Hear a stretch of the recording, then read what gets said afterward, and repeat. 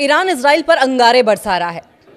Iran ने इतने drones और इतनी बैलिस्टिक मिसाइल्स दाग दी हैं कि अमेरिका का सुपर पावर होने का मुगालता दूर होने लगा है। हल्के में लेने की अमेरिका ने गलती की थी। ईरान को लगा था कि सीरिया और इराक की तरह, लेबनान की तरह, लीबिया की तरह वो दबा देगा, झुका देगा, लेकिन ये मुगालता भी अमेरिका का दूर हो गया है। अब जो फ्रेश अटैक्स हुए हैं, वो अटैक्स ये बता रहे हैं कि आंखों में आंखें डालकर ईरान अंतिम क्षणों तक लड़ेगा, घुटने नहीं टेकेगा। अभी हाल में दुबई एयरपोर्ट के पास ड्रोन अटैक हुआ है और कम से कम 4 लोगों के जख्मी होने की जानकारी मिली है। हॉर्मुज में भी तनाव का माहौल बना हुआ है। पश्चिम एशिया में चल रहे संघर्ष को 11 दिन का वक्त बीत चुका है और इन दिनों में सिर्फ 2 देशों में ही तबाही नहीं पहुंची है, लेबनान में भी ताबड़तोड़ इजरायली हमले चल रहे हैं और इन देशों की लड़ाई में पिस रही है पूरी दुनिया भी। और ये गलती किसकी है? ये गलती है अमेरिका की, अमेरिका की सनक की, डोनाल्ड ट्रंप के पीस की महत्वाकांक्षा की। और ये ऐसा पीस है, ये ऐसी पीस की इच्छा है जो पूरी दुनिया को युद्ध की आग में जलाकर राख कर दे रही है। ऊर्जा संकट के मुहाने पर दुनिया पहुंच चुकी है। युद्ध उस दौर में है जहां कोई डिसीजन होता तो दिखाई नहीं दे रहा है, ऐसा नहीं लग रहा कि कोई निर्णय हो रहा है, लेकिन इसके खिंचने के नुकसान जरूर सबको दिखाई दे रहे हैं। और ये सब कुछ अमेरिका की जिद का नतीजा है। और अमेरिका की जिद ऐसी, ईरान को तबाह करने पर जहां अमेरिका तुला हुआ है, वहीं ईरान ने भी ऐसे अंगारे बरसाने शुरू कर दिए हैं कि अमेरिका को अब समझ नहीं आ रहा है कि वो क्या करे। इस बीच अमेरिका के बैकफुट पर जाने के संकेत भी दिखाई दे रहे हैं जब उसने इजराइल को ईरान के तेल गैस सेंटर्स पर हमले करने से रोका है। और सवाल यह है कि आप हमले करेंगे तो आपको हमलों का जवाब नहीं दिया जाएगा। आप कह देंगे कि आप गैस सेल सेंटर्स पर हमले रोक दे तो क्या ईरान मान जाएगा? ईरान, इजराइल, अमेरिका के बीच जारी जो युद्ध है वो आज की अगर बात करें तो 12वें दिन में प्रवेश कर चुका है। रात भर पूरे पश्चिम एशिया में हवाई अटैक्स होते रहे, एयर स्ट्राइक्स की जाती रही, सायरन बजते रहे, मिसाइल लॉन्च की जाती रही और नए हमलों की खबरें सामने आती रहीं। इजराइल और अमेरिका ने ईरान के कई ठिकानों पर हमले जारी रखे, जबकि ईरान ने भी जबरदस्त रिटेलिएट किया। ईरान ने जवाबी कार्रवाई करते हुए इजराइल और आसपास के क्षेत्रों में जितने भी मौजूद अमेरिकी सहयोगी हैं, सहयोगी देशों को भी निशाना बनाया। हालांकि अब इन हमलों से ज्यादा बड़ा मुद्दा है straight of Hormuz. Straight of Hormuz ये बड़ा मुद्दा बना हुआ है जिसके बंद होने से पूरी दुनिया में हाहाकार मचा हुआ है। और इसी बीच अमेरिका ने इजराइल को कहा है कि वो ईरान से तेल गैस सेंटर्स पर हमले करना बंद कर दे। देखिए, ईरान को कुछ खोने का डर नहीं है, लेकिन अमेरिका को जरूर है। अमेरिका के पास बहुत कुछ ऐसा है जो कि खत्म हो जाने के बाद अमेरिका घुटनों पर आ जाएगा। और यही इनसिक्योरिटी है जो कभी बयान दिलवाती है, कभी बयान से यूटर्न करवाती है, कभी अटैक्स करवाती है। यानी कि स्ट्रेटजी में कंप्लीट एम्बिग्विटी, कोई क्लैरिटी नहीं। ईरान की इस्लामिक रेवोल्यूशनरी गार्ड कॉर्प्स ने कहा कि उसने अपने सैन्य अभियान की 35वीं लहर शुरू कर दी है, जिसमें मिडिल ईस्ट यानी कि पश्चिम एशिया में अमेरिकी सैन्य ठिकानों और इजराइल के मध्य हिस्सों को निशाना बनाया गया है।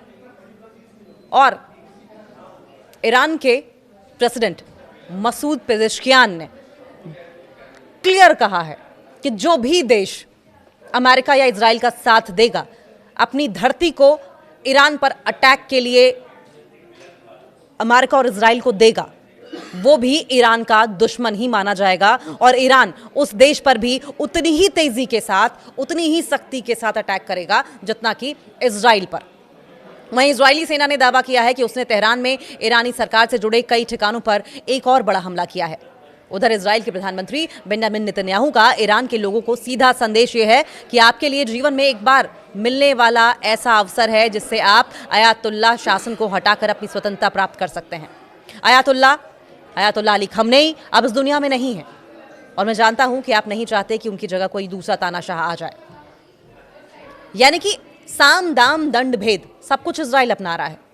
इमोशनल ब्लैकमेल कर रहा है, अटैक्स कर रहा है, इकोनॉमी गिरा रहा है, सत्ता परिवर्तन की कोशिश कर रहा है।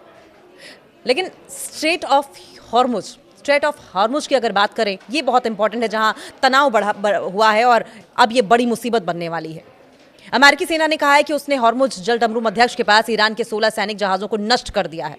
ये दावा अमेरिका कर रहा है, जिसमें बारूदी सुरंग बिछाने वाले जहाज भी शामिल थे। सवाल यह है कि ईरान के कितने जहाज नष्ट किए, ईरान के कितने सैनिक मारे, ये तो आप बहुत खुशी खुशी बताते हैं, बहुत तेजी के साथ बताते हैं, बढ़ा चढ़ाकर बताते हैं, लेकिन आपके कितने सैनिक मारे गए, आपके कितने हथियार नष्ट हुए, ये कभी भी गलती से भी बाहर नहीं आने देते।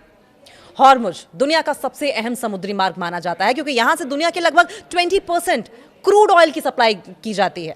रिपोर्ट्स की अगर माने तो ईरान इस जलमार्ग में बारूदी सुरंगें बिछाने की तैयारी कर रहा था, यानी कि यह खौफ अमेरिका के मन में घर कर गया है कि अगर ईरान ने इस मार्ग पर सुरंगें बिछा दी, बारूदी सुरंगें बिछा दी, तो बचेगा क्या ऑप्शन? क्या ऑप्शन बचेगा? पूरी दुनिया को, लगभग आधी दुनिया को ईरान के सामने घुटने टेकने पड़ेंगे, अमेरिका सहित। अमेरिका को भी। अमेरिकी सेंट्रल कमांड ने बताया कि उसके बलों ने इस अहम तेल मार्ग के पास इन जहाजों को निशाना बनाया। अमेरिका दावा कर रहा है, बार बार दावा कर रहा है कि ईरान के 1300 से ज्यादा लोगों की मौत हो चुकी है, लेकिन अमेरिका में कितनी मौतें हुई, इजराइल के कितने घर तबाह हुए, इजराइल के कितने मिलिट्री बेसेस तबाह हुए, इजराइल के कितने सैनिक मारे गए, ये भी तो कोई बताए ना। संयुक्त राष्ट्र में ईरान के राजदूत ने कहा कि युद्ध शुरू होने के बाद से अब तक अमेरिका और इजराइल के हमलों में 1300 से ज्यादा नागरिकों की मौत हो चुकी है। रिपोर्ट्स की माने 28 फरवरी को दक्षिणी ईरान के एक प्राइमरी स्कूल पर हुए हमले में मिले मिसाइल के अवशेष अमेरिकी टॉमहॉक क्रूज मिसाइल के हो सकते हैं। सोचिए, प्राइमरी स्कूल जहां छोटे छोटे मासूम बच्चे पढ़ते थे और वहां पर अमेरिका मिसाइल गिरा रहा है। क्यों? क्योंकि ट्रंप की सनक, अमेरिका की जिद, सुपर पावर कहलाने की हनक। वहीं अमेरिकी रक्षा मंत्रालय पेंटागन ने बताया कि ईरान के हमलों में लगभग 140 अमेरिकी सैनिक घायल हुए हैं, जिनमें से 8 की हालत गंभीर बताई जा रही है।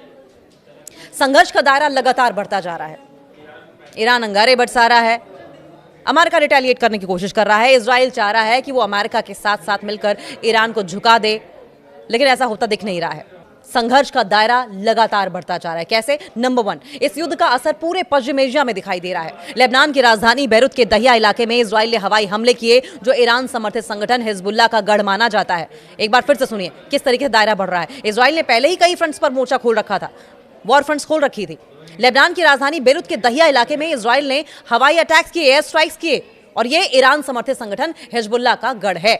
लेबनान के स्वास्थ्य मंत्रालय के मुताबिक अगर कल की बात करें तो इन हमलों में कम से कम 95 लोगों की मौत हुई है। वहीं हिजबुल्लाह ने उसी दिन इजराइल पर 30 हमले करने का दावा किया। नंबर 2, गल्फ कंट्रीज की अगर बात की जाए तो खाड़ी देशों में भी एयर स्ट्राइक हो रही है। हवाई सुरक्षा अलर्ट जारी कर दिए गए हैं। बहरीन ने बताया कि युद्ध शुरू होने के बाद से उसने 106 मिसाइल और 176 ड्रोन मार गिराए। कतर ने 7 मिसाइल हमलों की पुष्टि की है, जबकि कुवैत ने अपने हवाई क्षेत्र में 5 ड्रोन घुसने की चेतावनी दी। नंबर 3, सऊदी अरब ने 4 ड्रोन और 7 बैलिस्टिक मिसाइलों को रोकने का दावा किया। वहीं यूएई यानी कि संयुक्त अरब अमीरात ने कहा कि युद्ध शुरू होने के बाद से उसके खिलाफ 1475 ड्रोन और 260 से ज्यादा बैलिस्टिक मिसाइलें दागी गई हैं। इससे यह साफ है कि यह संघर्ष धीरे धीरे करके पूरे क्षेत्र को अपनी चपेट में लेता चला जा रहा है। वहीं दुबई की अगर बात करें तो दुबई के सरकारी मीडिया दफ्तर के मुताबिक दुबई के अंतर्राष्ट्रीय हवाई अड्डे ये दुनिया का सबसे बिजिएस्ट हवाई अड्डा है। इसके पास 2 ड्रोन गिरे हैं और इस घटना के बाद न सिर्फ अफरा तफरी मच गई, बल्कि 4 लोग जख्मी भी हुए हैं और जख्मी होने वालों में एक भारतीय भी बताया जा रहा है। बाकी के 3 घायलों में से एक बांग्लादेश से है और 2 घाना के नागरिक हैं। एयरपोर्ट अथॉरिटीज के मुताबिक हमले के बाद भी एयर ट्रैफिक नॉर्मल है और किसी भी फ्लाइट को रद्द या डिले नहीं किया गया है।